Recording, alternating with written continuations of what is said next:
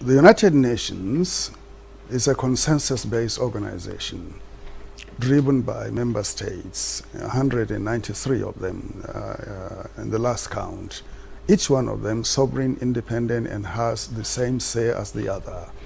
So therefore, for the United Nations to be effective in safeguarding the space for a country against interference by other countries, there must be a discussion on the correlation between power and the domestic sovereign state of a country. To do so, observance of international rule of law is very critical.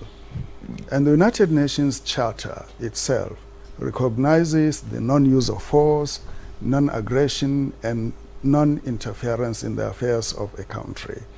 So if these normative principles are really highlighted, emphasized, and observed, we will minimize drastically the situations and incidents of interference by other countries in others. But that is simply a wishful thinking, because interests override everything in the international arena. You have mentioned Russia, you have mentioned China. There is the United Nations, the big elephant in the room, I mean the United States. There is France, there is UK, yes. There are other countries. I mentioned that because they're just the new ones coming into Africa. So all these countries, they have their interests, and they are looking for loopholes. They are looking for opportunities. In Kanuri language, we say it's only when the wall cracks that a lizard gets into it. A lizard cannot crack a wall. It's when there is a crack, the lizard goes in. What is that crack in our own case? Weak governments, weak institutions, leaders that are easily compromised, that they take money or privilege and they let go of their responsibility and dignity of their countries. In that way, foreigners will come in. Let me give you an example of how they interfere in our countries.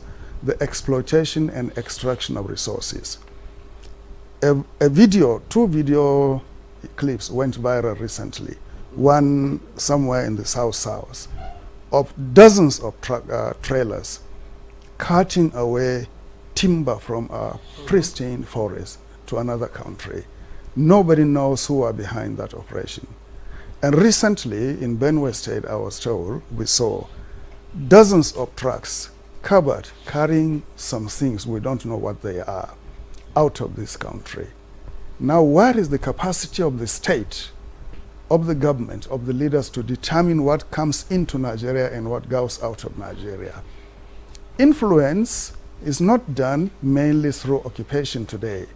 Foreign interference is done through the control of your productive forces, through the control of your economy, through influencing the direction of your economic policies, fiscal policies. We are talking about lack of US dollars today in Nigeria, but do we really lack US dollars in this country? We have things that are even more precious and more valuable than US dollars. But where are they? They are being carted out of this country by people who are supposedly above the state and above the law. And that is what happened in Niger in terms of the uranium, in Mali in terms of the gold, in other countries in terms of their natural resources.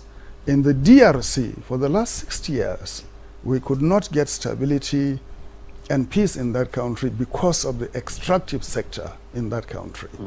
So anything that we do in Africa must be related to the situation of extraction of resources, wealth, and riches in our continent.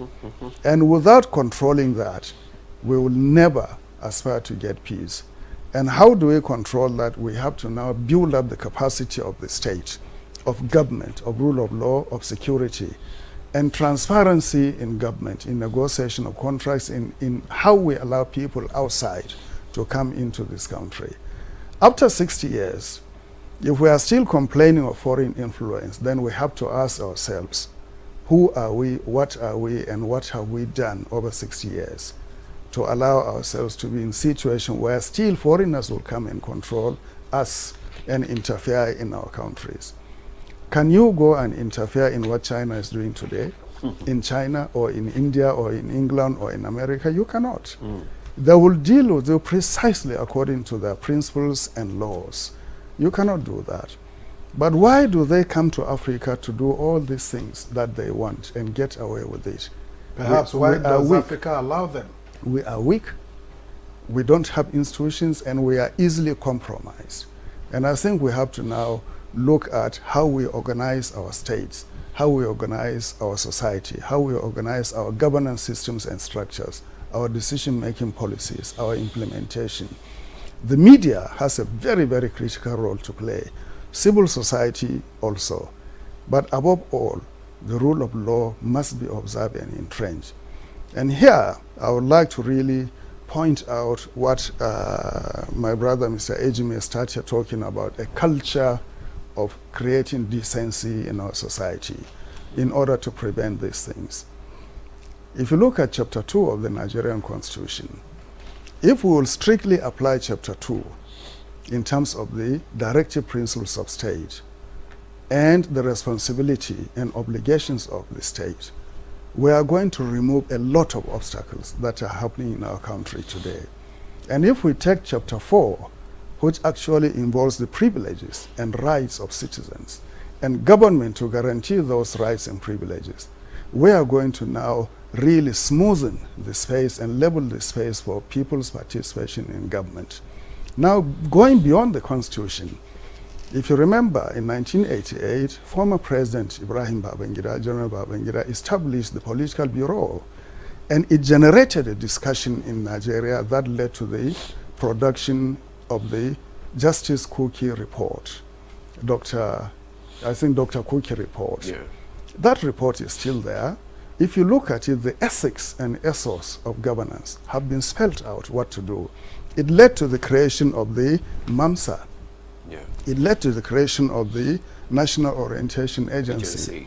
And it delineated responsibilities and obligations and duties for Nigerians, for government, for citizens, for media, for all the relevant institutions in the country. Why did we jettison that? And we just locked that report up. We are not applying it today. So Chapter 2 of the Nigerian Constitution, Chapter 4, and the recommendations of the Kuki report and other processes and initiatives should be really diligently looked at so that we will now have effective governance in this country. This is our major problem. Effective and efficient government. We have been talking about the cost of governance. Mm-hmm. Can you do anything about it as a citizen? You cannot, because there are no systems available to you to redress this situation. Even your local government, you cannot check the system of, the cost of governance in your local government chairman can do anything, but you as a community, you cannot do anything. You have to come and bow and scribe for him or for her. At the state level, can you check your governor in terms of what they are doing? You cannot. And at the federal level, you are just reduced to an insignificant entity in terms of calling to order people that you have contributed to elect to come into office. Once elections are done, democracy now becomes something else. It becomes arbitrary, it becomes blind, and it becomes something that is inexorably moving towards isolating the citizens from their obligations, responsibilities, and privileges.